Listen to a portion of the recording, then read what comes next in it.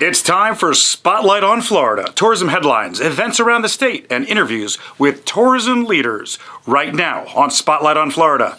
Something new is coming to Downtown Tampa. And stay with us all day to catch our interview with Michael Alford, the athletic director of the Florida State University. We'll talk to him about the great start to their season and what that means for tourism in a college town. I'm Joel Silver in the Spotlight on Florida Tourism Newsroom. And I'm Melissa Schimento. Let's get into some headlines. First up, what's new? A 250-foot tall Ferris wheel has been proposed for Tampa's Channel District. A Tampa-based developer has announced plans to build the 250-foot tall observation tower in the city's Channel District area. Renderings of Tampa Wow, Tampa's Wheel Over Water, place the new attraction within walking distance of the Florida Aquarium and near Port Tampa Bay. The Wheel Over Water would feature climate-controlled gondolas and food and drink concessions. Rides are expected to last 20 to 30 minutes. The project has been made possible through a $20 million private investment. Tourism leaders in the Tampa Bay area are praising the plan, with Santiago Corrado, Visit Tampa Bay president and CEO, calling the project a transformative new attraction that will provide more opportunities for our community to grow and develop, and give visitors and residents a new highlight to explore. If approved by the Tampa City Council, it would open in the fall of 2026. Looking forward to that. Yes, that'll be fun. Tampa, that's what they need, a big Ferris wheel. Yes, I know. That's right. Yeah. All right, hey, check this out. A Florida lawmaker wants to eliminate property taxes. Earlier this month, State Representative Ryan Chamberlain of Bellevue announced his proposal, which would phase out property taxes statewide without leaving schools in the lurch. Chamberlain's proposal, he has named the Freedom 123 plan, consists of 3 specific actions to generate revenue that would replace property taxes in the state. First, Chamberlain suggests rolling property taxes back through legislation to levy numbers from 2022 to 2023, which would put revenue suggestions at about $43 million. Second would be the implementation of a 5% transaction fee on all real estate sales, which is expected to generate nearly $12 billion in non-school taxes, as well as a 5% public safety transaction fee on ride shares, amusement parks, and hotel rooms, which would make up for another $3.8 billion. The third tenet of the proposal is the collection of a 2-cent statewide funding fee, which would give the state around $20 billion to completely replace school property taxes, with school districts being given the option to levy up an additional cent to cover gaps in state funding, maintaining some local control over school taxation. So obviously this is a new proposal, and we will bring you updates as it moves through the process, but that is going to be interesting during session. Yes, wow, that is something big that will definitely be debated soon. Oh my God. Right? That's going to be good, but hey, I think I can't imagine anybody saying they're not in favor of lower taxes. Exactly. All right, we got a new exciting story for us next. Yes, Brightline news and a major milestone. 2 years of Brightline brings more riders. 2 years after the implementation of higher speed rail service between Orlando and Miami, Brightline has seen more passengers. The first Brightline high-speed train rolled out of the Orlando airport at dawn on September 22nd, 2023, headed for Miami, tugging 4 coach cars filled with hundreds of exuberant passengers peering out spacious windows. Orlando Mayor Buddy Dyer called it historic and one of the days we live for, during a celebration peppered with confetti and yellow and peach banners hanging over the station's platform near MCO's Terminal C. Since then, nearly 3.1 million riders have undertaken the 235-mile, 3.5-hour trip between Orlando and Miami. In the coming year, with trips selling out, Brightline looks to add additional coach cars with more seats. South Florida passengers use Brightline to visit Orlando's theme parks, while Central Floridians head to South Florida for cruises, concerts, and sporting events, according to officials. As Brightline continues to look toward future expansion, they've set their sights on a new destination, Tampa. Hey, we still got to get on that Brightline and do a story from the train. That's right. 2 years, I think it's time. Oh, absolutely. And, we're always back and forth from, North Florida to South Florida and all over the state, so we should take the ride. What an interesting set of stories today. First of all, you spent a lot of time in Tampa, lived there for many years, and what would that look like to have that Ferris wheel 250 feet in the air, similar to the one in Orlando, But that'd be pretty cool downtown in that Channel Side district. Well, we'll have to ride it for sure. Yeah. Yes. We have so many things to do. I know. Stay with us. It's going to be exciting. How do we do it all, Joel? I don't know. But we're going to. Yes. Hey, let's get into some other things. How about an upcoming event? Our spotlight upcoming event of the week is in Southwest Florida, but it's actually already started. Let's go to Captiva Island. The 11th annual Island Hopper Songwriter Festival kicked off this past week on Captiva Island, but there are many more performances to go. The 10-day music festival also has events in Cape Coral and Fort Myers and will wrap up on Fort Myers Beach. This year, listen to this, over 60 BMI singer-songwriters will be featured in more than 80 different performances, all in intimate settings. So it's really cool, giving the fans the opportunity to experience the voices and stories behind the songs. Perhaps most importantly, most shows in the Island Hopper are free. So it's really awesome. Yes, that sounds good. And headliner Low Cash will take the Island Hopper stage in Cape Coral at the Westin Cape Coral Resort at Marina Village, September 22nd. Named one of the top 5 music festivals by USA Today's 10 Best Readers' Choice Awards, Island Hopper Songfest is the largest of its kind in Southwest Florida and offers unique listening experiences in smaller venues against a tropical backdrop. For the full lineup, special discounts, and more ticket information, visit their website.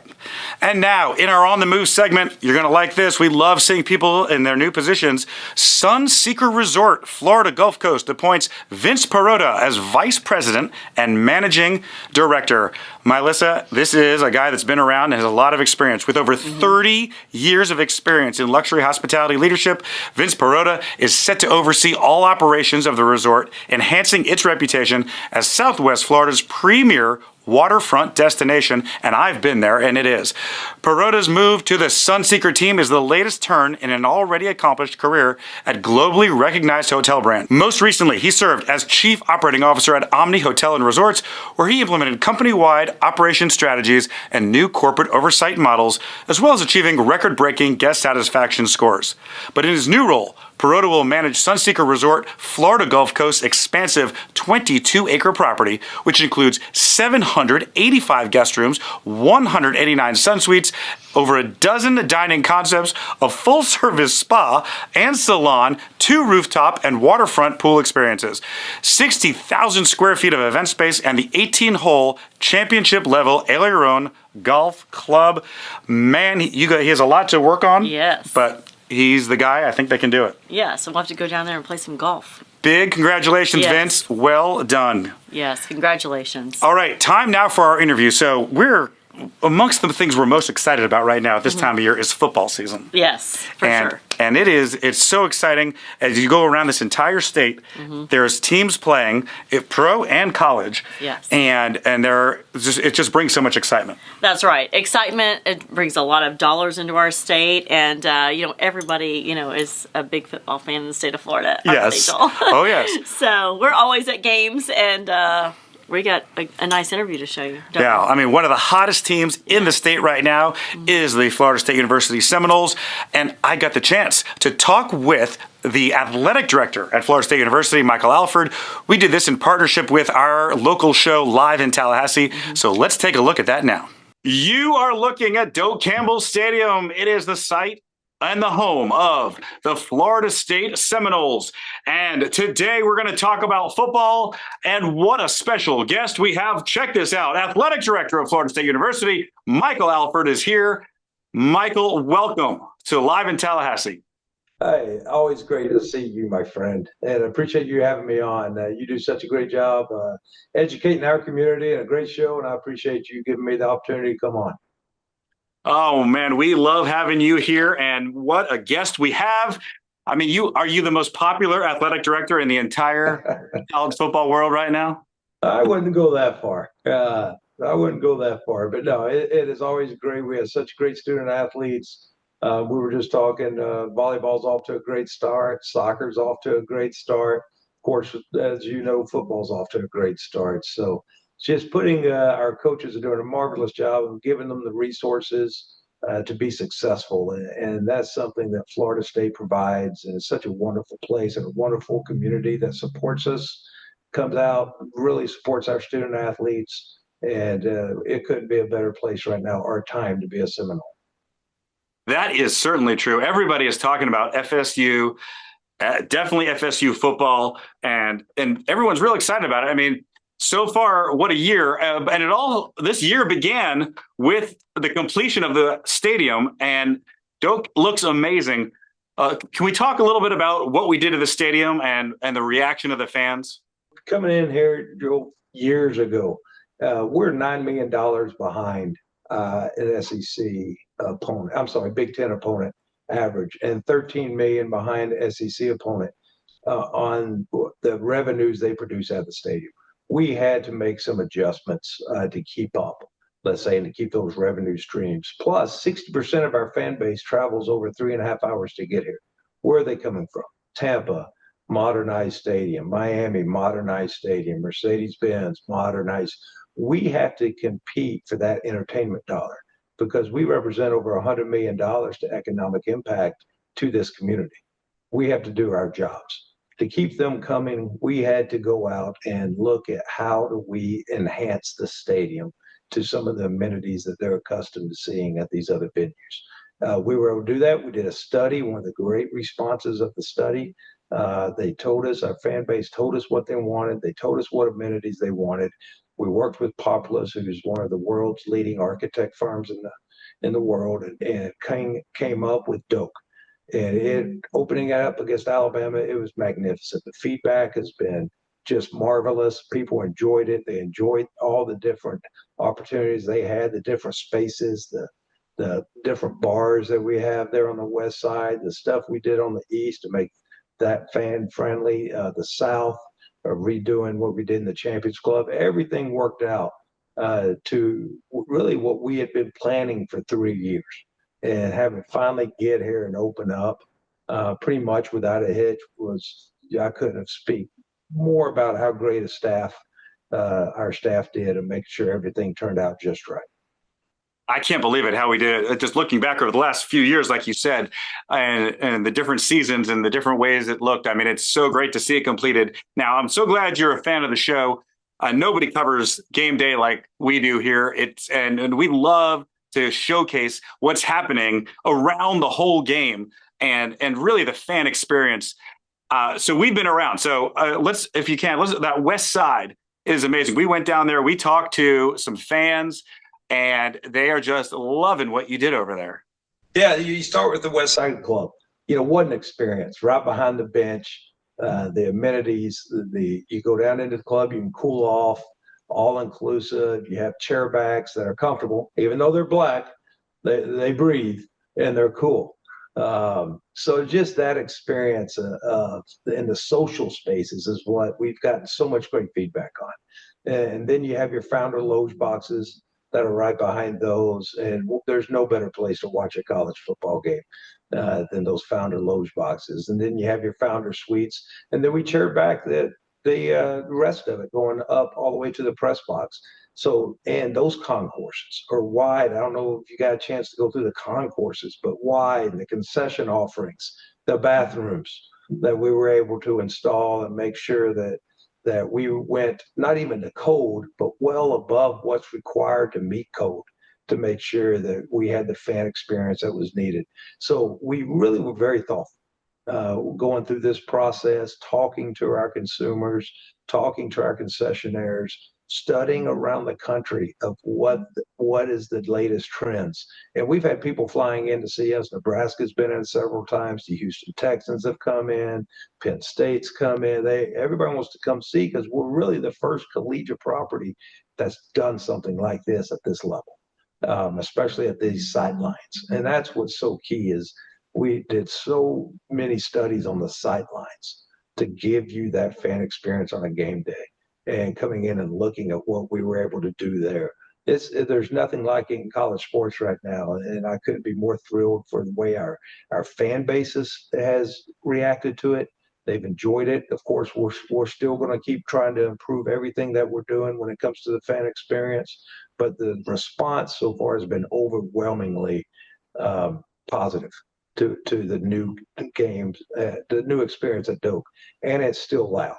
Yes, And it it is. was even, and that's something we didn't get into. We studied pitch, and the pitch of the stadium was going to retain noise, and then so a lot of that thought process went into this renovation. So much good stuff going on. And well, the first game we beat Alabama, and I believe I've heard you say maybe once or twice in some other articles, while we're not supposed to storm the field, you may have been okay with it. I was How do okay we with heard that that? one. There might have been a fine that came with it, but there's just almost a relief of our fan base, especially our student section. They mean so much to us, and to see how thrilled they were to celebrate with their classmates down on the field that great victory. I couldn't have been more proud of the response of our fan base and our student athletes, and going through that whole process of dealing with the conference. But it was great. It was a great scene. We're kind of jumping around here, but the other thing we love seeing, and you don't see if you watch the game online or on TV or anything, is everything that surrounds the game. The pregame activities. Usually, there's something cool that happens before the game, and we like to showcase that type of stuff, and we love seeing the returning players coming back to town. All that makes the game day experience really special.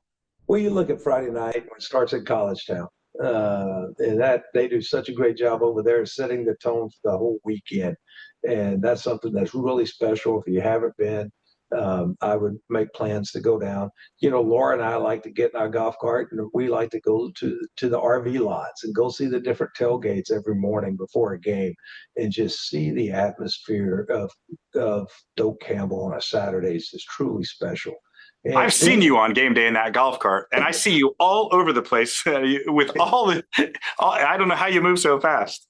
Well, it's just very important to go out and talk to people and get feedback, see how they're doing, see how their experience is going, but just to feel the atmosphere on game day. Because once again, we mean so much to the economics of this community, making sure that we're doing things the right way to get people to continue to come to Tallahassee for our ball games. And a lot of that's winning, but also we got to do our part on the consumer satisfaction side of it. So going around and working, even softball, coming in, dealing with recruits on game day, because lacrosse had about 30 recruits in that last ball game, and just going and spending some time with them and showcasing a top 25 public institution with what we're able to provide the resources athletically. You don't find that everywhere. So it's great to have a great partner on campus that works with us to make sure that we really take advantage of all the different opportunities that a weekend presents itself. But we talked about it a little bit earlier, and and you just mentioned it again. The people that are traveling to town, it's going to be a huge difference. I read a recent study that said a lot of fans, or the diehards, will travel 1,000 miles to get to a game at least once a year, and it's gonna be a real big boost when the team is doing this well too. Yeah, what's that like in terms of tourism and everything? Oh, just to hear the people coming in, we got. Believe it or not, I love my office on a Friday. I got people coming in from Detroit that are boosters of ours that come in for games. I got them coming from Los Angeles and just Orlando, of course, everything here in the state. Just the opportunity to sit and see people come to town, come in for the whole weekend, get the Tallahassee experience because it's such a special community, relive their times here, their special moments, and that's what we do. We really work hard to gather a community, and nothing does it better than Seminole football, and that's what makes FSU so special is those relationships that you built when you were here and when you come back. And being able to see all the progress that we're doing, what all the campus progress, what President McCullough and the Board of Trustees are doing. Like I said earlier, it's a great time here at Florida State to be a Seminole because we're definitely doing things to move the university and athletics and everything involved forward. I love it. I could probably talk to you for an hour and continue to have questions, but listen, just one more time, because I'm always telling people and always on the show, we're talking about, you got to get out there. You got to experience game day. You got to be a part of it. It's just so exciting. So, what's the message with all the new things for football season, to the fans about what's happening? Well, I just say come support. It doesn't matter what sport it is. Come be a part of it. We do such a great job with our game entertainment, not just football. And that's really, Joe, what I'm pointing out is it's everything from volleyball to soccer, spring sports, from baseball to softball to beach volleyball. Have you ever been to a beach volleyball match? That is spectacular to watch those athletes. We compete for national championships every year. Track meets to everything we have going on here. We compete for national championships across the board. When you look at all of our sports, we have the best set of coaches I've ever seen accumulated at one institution that really work hard with each other to have this unbelievable culture for our student athletes. And I can't be thankful for the support we get from President McCullough, Chairman Collins, and the rest of the Board of Trustees to really understand the educational mission that we provide the university, how we match that, but yet we're also out here competing for championships across the board. So just thanks the community for the support. We want to give back wherever we can. We have some great events coming this spring. I can't let the hat out of the bag or the cat out, put the cat out of the bag, but we have some great events coming to Doak this spring that I'm really excited about. And that's doing our part. Give back, make sure we're utilizing that facility more than just 7 times a year for football. That now we have the capabilities with the renovations to do some great events there. And I'm really excited about that when that can be announced. Well, when the whole country is talking about FSU, you know someone's doing something right. And I know, Mike Alford, you have a big role in that. So we love that they're talking about a Florida school and specifically Florida State University, and we're the center of attention. So we want to thank you for coming on today. Breaking news, some events in spring. We got to have you back. We want to hear more about that. That's awesome. But thank you so much for being with us today. No, thank you. Thank you for all you do for the community once again. You do such a great job of informing everyone of all the events and everything going on. Thank you, and go Noles. Go Noles. Thanks so much. Spotlight on Florida on the air with a brand new segment, Around the State, interview topics. And as we're going to do each and every week, you're going to love this. We bring together a panel of people from our profession, and you see them there on your screen. First of all, in the top corner, she is the regional manager of CJ Publishers. That's the welcome guide map, and a longtime hospitality person, Sunny Flynn. Sunny, welcome to you. Thank you. Below her is the chief executive officer of Lime Fresh Mexican Grill, Patrick Four. And then in the bottom corner down there, from Bubba's Roadhouse Inn and Saloon in Fort Myers, the incomparable Jay Johnson. We've had him on before. Great to have you, Jay. All right, team, here we go. We're going to do some topics. We're going to talk about it. We're going to talk about hospitality, tourism, and see what's going on around our state. Let's start with this one, gang. It's football season. It's fall. People are in the mood to get out and do things, and they're in the football spirit. Let's start with the person who has a team in her home area. Sunny, what do you think about football season? Does it affect tourism, and what's happening? Absolutely. So the Tampa Bay Buccaneers obviously have a huge draw now that the Rays are playing right across the street from them because they're temporarily housed at Steinbrenner. Tourism is definitely thriving. We're glad to see it back. Our restaurants and sports bars are really happy now. We did have Ferg's, who was just named USA #1 sports bar in St. Pete. So wow, very, very excited about sports tourism. And we have the Lightning, and we have the Rays, and we have the Rowdies, and we have a little bit of everything. So sports tourism is definitely a big impact for our area. All right, Patrick, you've got restaurants all over the place, right? So you've got some pro teams, you've got some college teams. What are you seeing? We do. We're happy to have football back. It's always nice, and fall activates for restaurants. For us, we focus on our catering, and so that's an opportunity for us to get the message out. The Dolphins win, lose, or draw, and I think they lost, Joel. They lost their head coach last week. I think I saw that. I haven't heard the news that they did that yet, but I knew it was coming. Yeah, I think it's in the offing. So football is well, and in Florida, I think as we think about tourism, it's great. Now I know, Sonny, you're in Tampa, St. Pete area, but I'm a Florida Panther fan. So as we get the Stanley Cups back to back moving forward, that's going to be an excitement for us. And so I think sports tourism is alive and well. If you look at what Disney does, I think that that's a good signal as well for us, Joel. So excited to have something to watch on Sunday for sure. Absolutely.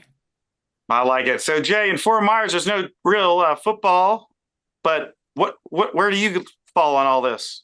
We're not a football mecca down here, and we do have quite a bit of baseball that's going on even now. In the spring training homes of both the Red Sox and the Twins, there have people down already for some winter ball that we see, and that always helps. We have some hockey with the Everblades, but in the restaurant, it's always good to get people in on Sunday, at least for the game time. We see them for about a 4-hour stretch. They come in for the early game usually. Most people don't watch the late games unless Tampa Bay is playing. But it's good to have football back. It means we're that much closer to season, and it means that we're in fall and the license plates start to change colors. You ever have people order and then reorder within that 4-hour period, or what are they doing? Usually during that 4-hour period, they're coming in for drinks, sitting at the bar, enjoying the game, grabbing some wings. You get the excitement of the game, especially yesterday. As we record this, we had 3 really close games yesterday that were decided by field goals. So you got the excitement of the bar, and that just brings the excitement level in the whole restaurant up. So that's always good to feel. I would love to have a home team. We don't have that, so we got to make do with what we have. Oh my gosh, I couldn't imagine anything better than some barbecue ribs and some football at Bubba's. Can't beat it. I'm going to be there. I want to do that. All right. Next topic. Check this out. Brightline. Everyone knows about Brightline 2-year anniversary. They say ridership is up in their route from South Florida to Orlando. They've got plans to expand at some point, possibly to Tampa. Let's start with our Orlando guy, Patrick. What do you think? Brightline, 2 years. Are you excited? Yes. And as an avid rider myself, I'm excited. They, in early part of this year, launched an aggressive rewards program. And look, Brightline's been in the news for, missing some of their benchmarks. Turns out trains are tough, especially in Florida, as we as a market think about connecting in a way that doesn't require a minivan. I have been proud to be a part of that in our initial launch service. We enjoy ridership coming up, and I can't think of a better way not to have to be in the car, Joel, right? I mean, the turnpike is what it is, but you can be productive. You can use a restroom. You can be on the phone. You can do those things you can't do in an airplane, which is fantastic. And one of the highlights that I want to bring to the attention of the Brightline team and just give them service to is that they've done a good job staffing. Their F&B has evolved from their offerings both at the bars that they have as well as their F&B on train. And that'll be something that I look forward to seeing continue to evolve from Brightline. It's good. It's not great, but it certainly doesn't stop me from riding that. And the convenience factor is just tops. It's so nice to be able to have an option for sure, Joel. I like that. Coming from a restaurateur, you got to look at that. Are you they bring you the drinks to your seat, or you got to get up and go to a bar? They got smart. The first year, they actually had a cart just like you'd normally expect in an airlines environment. Now you snap a QR code and a sticker between the armrest. You identify your car, you identify your seat, and Bob's your uncle. It's a very seamless experience. Notably, they're cashless, so everything has to happen on your BYOD device, but they make it easy on you, and the train attendants are nice. They're getting better at the hospitality side, but in terms of the digital storefront, they nail it. I think it's good. I love it. So, Jay, how does that sound to you? Traveling through Florida via train? We would love to see that down here in Southwest Florida. A great way to connect is, we're right in the middle of Tampa and Miami on the drive. So that for us is exciting to see. Unfortunately, we're not in the plans as of yet. People tend to forget about Southwest Florida when you come to these big programs such as Brightline. But as Patrick said, I would love to ride Brightline and probably make a point to do it just to experience it. And I think it's good for tourism in the whole state. It's one of the things that's missing is a way for tourists to get around without having to rent that car and take the interstates. So it's a great way for people to see our state, get from place to place, And again, sorry for this, Patrick, but learn that Orlando is not the only thing in Florida. I So get an opportunity, get that opportunity to come visit Tampa Bay, to come down No here to offense Southwest Florida, to get over to Miami. I think that's great anytime we can connect the state and make it easier for our tourists to get around, not only the people that live here. Amen. I bet you could leave South Florida in under an hour and get over to Fort Myers, Naples area if they put that train there. We'd love to see that. And, we're excited when we got Alligator Alley built and no longer had to take 41. All of a sudden we got an actual highway. That was big and helped connect the two areas. And we see a lot of people coming over now from Miami because of that connection. They'll spend the weekend here. And we see a lot of. Were you around then? You were around Absolutely. when they opened Alligator Alley? I was. Well, I was when they became 75. It used to be a toll road, just going over 2 lane. I used to drive that back and forth when I worked in Miami, and my parents lived over here. Wow. So I used to drive that road a lot. But I remember when 75 got built, and it connects the state, and it helps connect the state and get people around. And we have a lot more people from the Miami-Dade, Broward area than we've ever had here before. That's awesome. Sonny, what do you think about that? If we did a square, right, all the way around, South Florida, Orlando, Tampa. We are in discussions to bringing them to Tampa. I think that would be phenomenal. That Malfunction Junction has been around since I was little. I don't know why they created it that way, but it just not a train would be phenomenal. And a lot to Patrick's thing, I could actually work and get some stuff done while I'm traveling to Orlando or Miami. And instead of driving for 4 hours or sometimes 6 on I-4 trying to get to Orlando. Sonny, did they I saw it was just probably about 6 months ago, they actually issued bonds for that development, and a couple of the stops along the way that are being proposed. I think they had one Lakeland, and then as it gets in, I mean, nothing could please me more to go over to that coast more often, but that I-4 parking lot is just out of the equation. It looks like they're continuing to make that plan happen for Tampa. Do you have a sense on timing from your desk at all with tourism? It's still up in the air. We're saying 3 to 5 years. They still have to lay track and all that stuff, but approval, the bonds are definitely are happening. So the plans are moving forward. Awesome. And then obviously change in politics and politicians are also going to affect how that goes. But our roadways definitely need it. Our tourists are used to high-speed trains and travel and having public transportation. So why don't we? So we need to get with the times. Okay, next topic. Check this out. A state representative in Florida, Ryan Chamberlain, says he wants to eliminate property taxes. They talked about it during the last session a little bit. He now has a plan. The details, there's a lot of details that have to happen and they're going to talk about in the session. But to our panel, what do you think about less taxes? Does anybody like less taxes? Who are we starting with this time? Jay? Well, I think it's a big plan. It's a big ask to try to get rid of property taxes in a state that generates property tax for local governments to operate. I think there's a lot of things to work out. I know it's one of the priorities of the governor this year is to work on eliminating property tax. And as a business owner, I look at it. It's good for us not paying that tax, but that funding has to come from somewhere. So somewhere there has to be some tax changes or figure something out. But it also gives disposable income to a lot of our customers. All of a sudden, they're not paying $2,000, $3,000, $4,000 a year on property tax. That gives them that money where they're able to go out and enjoy the hospitality industry, whether it be a staycation, staying at local hotels, going out to dinner a little bit more, ordering in, or whatever they want to do. That's the business we're in, and we love when our customers have the ability to get more disposable income. So I think could be a good thing for our industry as long as it's well thought out and put together right. Man, would that be something, all that money? Hey, so are we going to be together for Tourism Days talking about session? Jay, you coming up? We are. We are. Yeah, I'll be there. Everyone. I'm planning on it. We'll all be there. So it might be one of the things they're talking about. I would put money on that. I hope Less so. Yeah. I taxes, would put money Patrick? on that. Yes. No, yeah, I'm coming up this year. Looking forward to it. I did it years ago in my old company. Always find it a value. It's always eye-opening to talk to the leaders, to our leadership, and get them closer to our business, right? And this property tax is a great way for us to kind of go to work on. Hopefully, Jay, your notion is correct.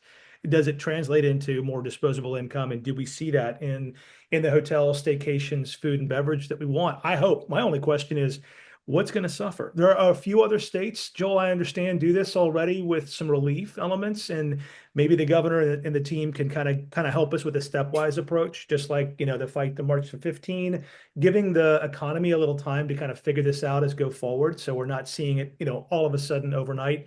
I know they need big wins. We all want that savings, but maybe that's the creative solution to walk into it over a 2 or 3 year period. Who knows? Keep us posted.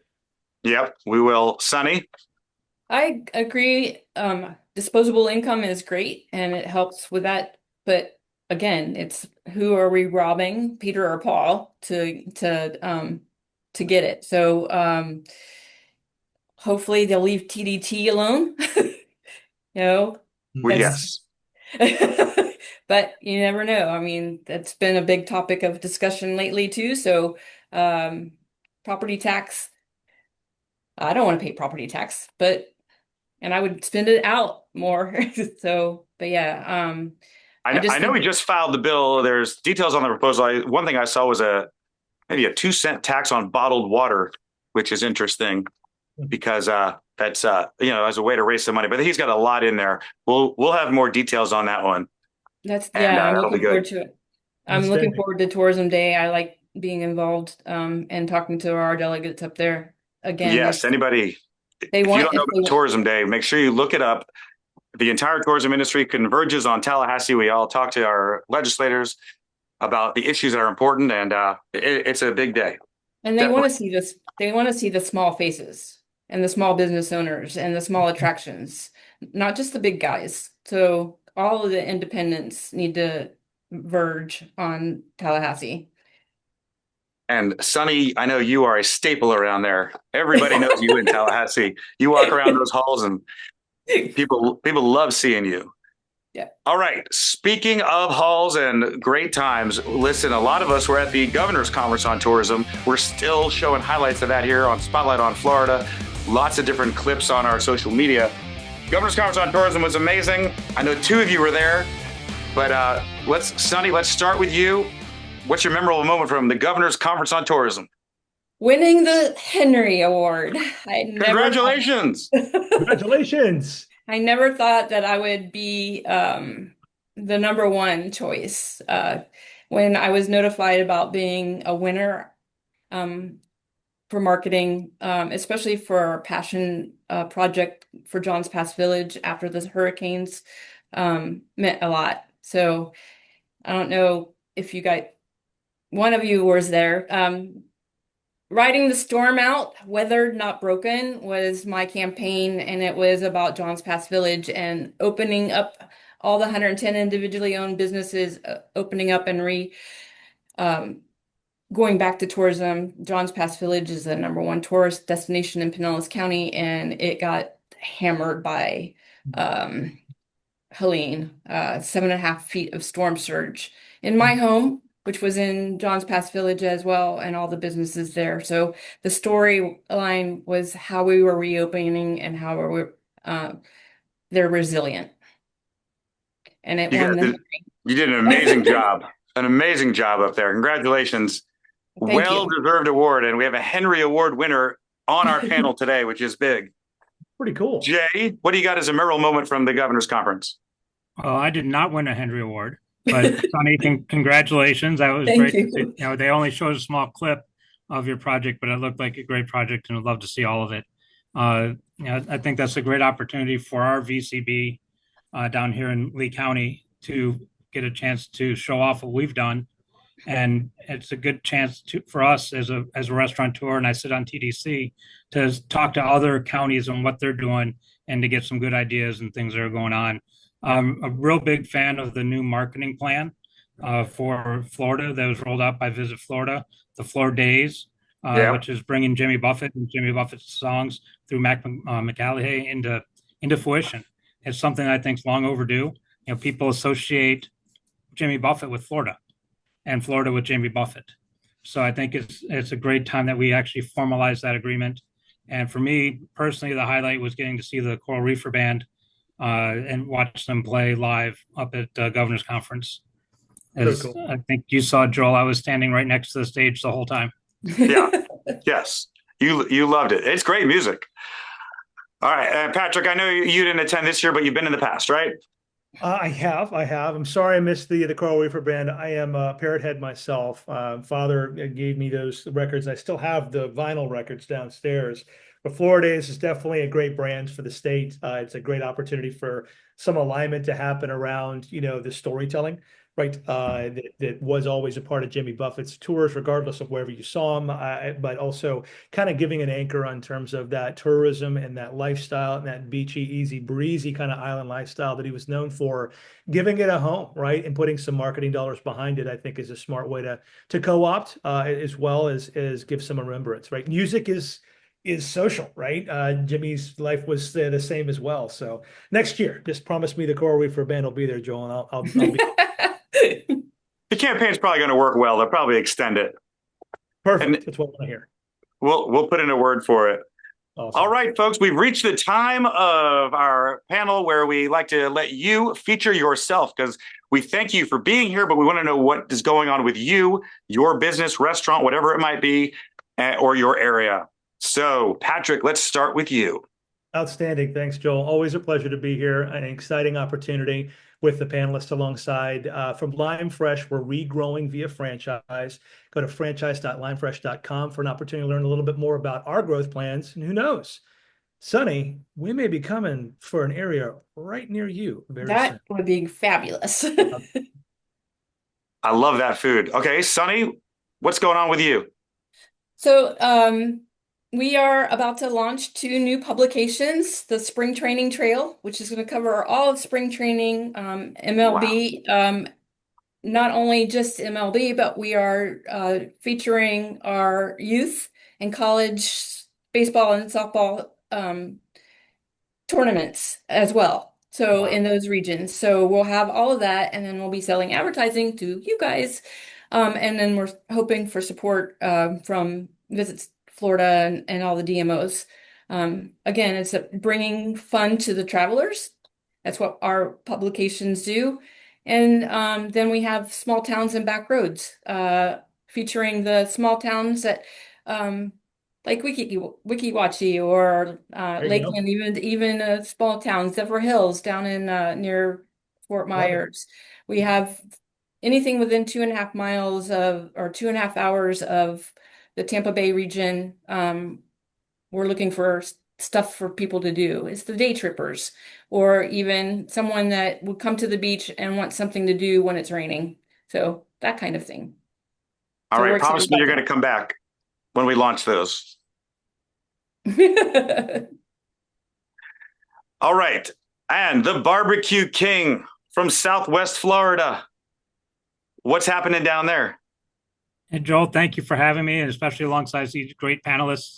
It's nice to be able to talk with people of that caliber that I don't often get a chance to interact with. So thank you, Patrick and Sonny. Down here in Southwest Florida and Cape Coral, we're all excited, getting ready for season. Season's getting ready to roll in.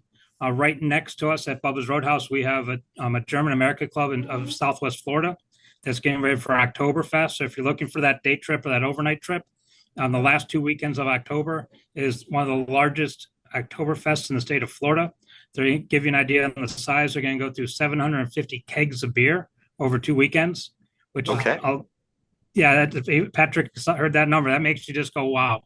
The number of people that come through this little area. We're all looking forward to it, and that really kicks off season for us. Our catering is going full by then. And, we're starting to get into our fall wedding season in November and roll right into the holidays and into spring training and season. So we're looking forward to it. And we're at the beginning of a exciting period of time of year and can't wait. That's awesome. Okay. I love those updates. we have a strong industry, hospitality industry. We had Congressman Bean on the other day, and he was touting how great our industry is. He loves everything we're doing, and he put some words of thanks in, and we had that on a few weeks ago. But all right, guys, we're going to end with something fun. Okay, bizarre human behavior. Do we like watching bizarre human behavior? And there's all sorts of stories out there about things happening in Florida. A guy, what did he eat? He ate an iguana during a traffic stop. We got AI generated wedding vows. We have all these things happening. What are people talking about when they come into your place? What fun things have they heard, or do you hear about Florida? Sunny, let's start with you. I'm from the animal world, so a lot of our tourists think that alligators are overrunning our state. Yes. Yeah, we have 2.5 million alligators, and we have 1.5 million alligators in Florida, but they're not overrunning us. They actually are more afraid of us than we are of them. So I've lived and breathed alligators for 15 years, so I can tell you they are smart, but they're not overrunning Florida, and everybody thinks they are. Yeah. They're not hanging around in downtown No. with us and just so funny, outside the though. restaurants when you walk. No, that's a myth. False. False. All right, Patrick, what are you hearing? I mean, honestly, any Florida man story, right? The things that make us focus. And while it's a little kitschy, Florida can live a life as an industry powerhouse, a tourism place and destination. It can also be a meme, but it also keeps the spotlight on Florida, right? It does. I need that for a promo for our channel here. That's great. I can give it to you again post-haste, so don't worry. Yes. Okay, and Jay, what's going on down there? Oh, not to dispel what Sonny said. We do have an alligator in our lake right out back, but he's been his name's Kevin. He's been with us for quite a while. You do not. We have Kevin. We got a couple of iguanas that hang out up with us.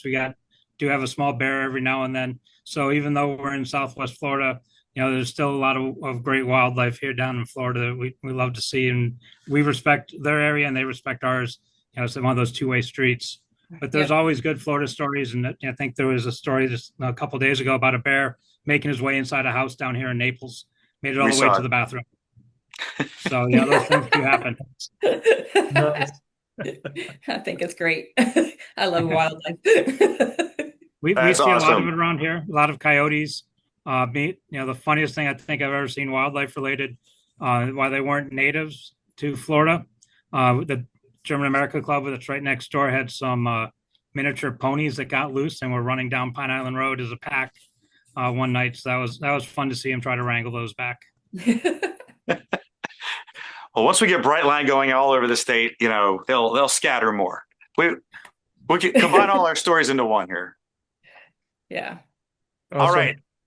Hey, team, I had a dream about this kind of a panel, and it couldn't have gone any better. Our first around the state panel covering all these great stories that are happening, and it was great to hear from all of you. What a great first panel. I want to thank you all for joining us, and we hope you'll all come back. Thanks, Joel. Absolutely. Invite. Yeah, definitely enjoyed it. That's going to wrap it up for this episode. More Spotlight on Florida is coming up.